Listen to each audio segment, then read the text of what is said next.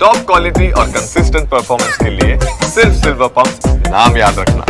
વડોદરામાં Karelibaug hit and રનનો જે આખો મામલો સામે આવ્યો હતો, આરોપી રક્ષિત ચોરસિયાના વધુ 2 દિવસના રિમાન્ડ મંજૂર થયા છે। પોલીસે આરોપીને સાથે રાખીને ઘટનાનું રિકન્સ્ટ્રક્શન કર્યું છે।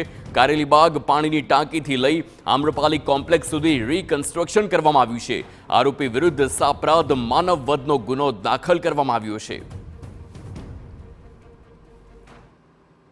હોળીની રાત્રે વડોદરા શહેર માટે કાળી રાત કહી શકાય, કારણ કે જે રીતે કારેલીબાગ આમ્રપાલી નજીક જે એક અકસ્માત સર્જાયો હતો, અકસ્માતમાં એક મહિલાનું મોત નીપજ્યું હતું।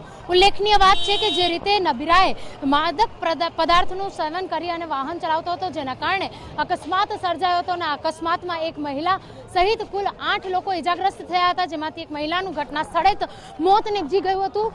તંત્ર દ્વારા, પોલીસ વિભાગ દ્વારા આરોપીના 1 દિવસના રિમાન્ડ મેળવવામાં આવ્યા હતા। રિમાન્ડ દરમિયાન આરોપીનું જે ઘટના બની હતી, ઘટનાનું રિકન્સ્ટ્રક્શન આરોપીને સાથે રાખીને કરવામાં આવી રહ્યું છે। હાલ વડોદરા શહેરના કારેલીબાગ વિસ્તારમાં આવેલા આમ્રપાલી કોમ્પ્લેક્સ નજીક છીએ કે જ્યાં આગળ પોલીસ દ્વારા ઘટનાનું રિકન્સ્ટ્રક્શન કરવામાં આવી રહ્યું છે।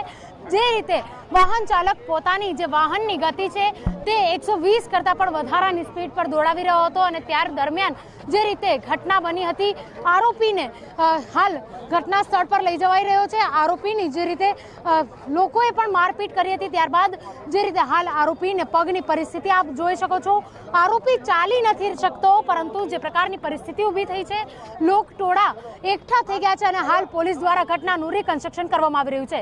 કેમેરા પર્સન રોહિત ગોયલ સાથે અંજલિ, વડોદરા।